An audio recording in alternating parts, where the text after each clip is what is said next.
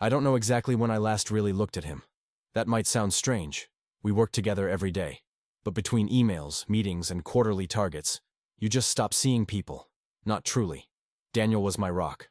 No drama. Always on time. Work done. Accurate. Reliable. And quiet. Yes.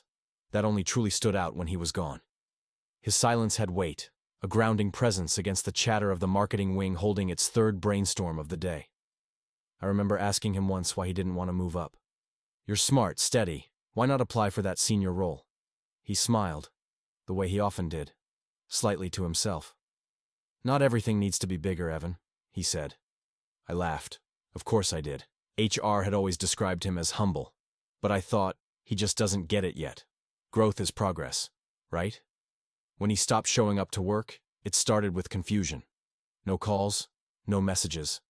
A quiet exit. And I'll admit, I was angry. We were mid-quarter. Clients were waiting. How dare he? A few days later, HR found a handwritten letter in his desk drawer, neatly addressed to the team, in that small, steady script of his, simple, calm, like him. I'm leaving. I'm empty. I choose silence. Trees. To breathe without alarms. You'll have to manage without me now. You can. I know it. D. The office fell silent. No one knew quite what to say. Some said it was brave. Others said he was probably just burned out. And me? I thought it was unprofessional. At least that's what I told myself at the time. Weeks passed. His work was divided. Deadlines wobbled. The team kept going, slowly but forward. And I worked harder than ever. Arrived earlier, stayed later, took on planning myself. I thought if I worked hard enough, I could organize his absence into irrelevance. But something kept tugging at me.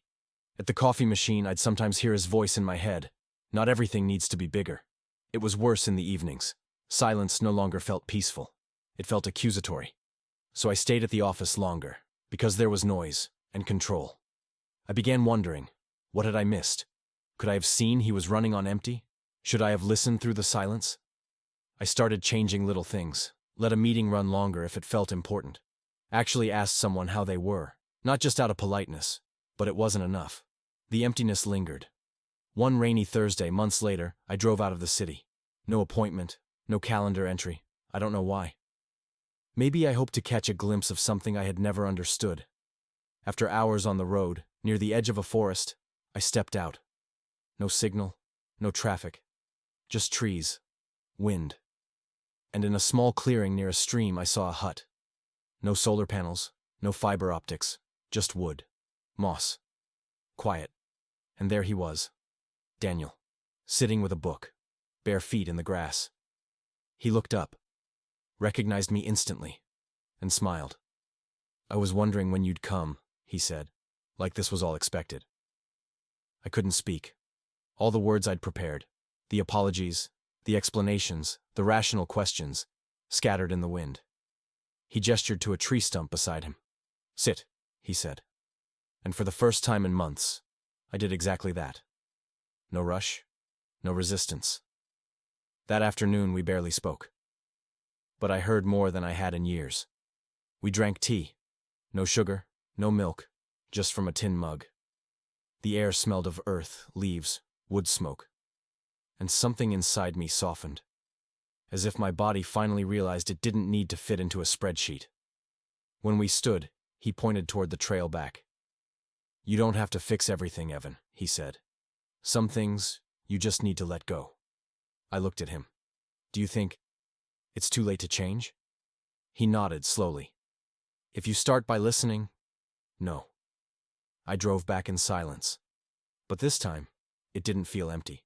It felt like something inside me had finally stopped running. When I got home, I left the laptop closed. And the next morning, for the first time in years, I took a walk before checking my inbox. Birdsong, sunrise, no notifications. I don't know if I'll ever do what he did. Leave it all, live in the woods. But now I know, not everyone is running from something. Some are running toward something, toward peace, toward themselves. And maybe, just maybe, I've finally started walking.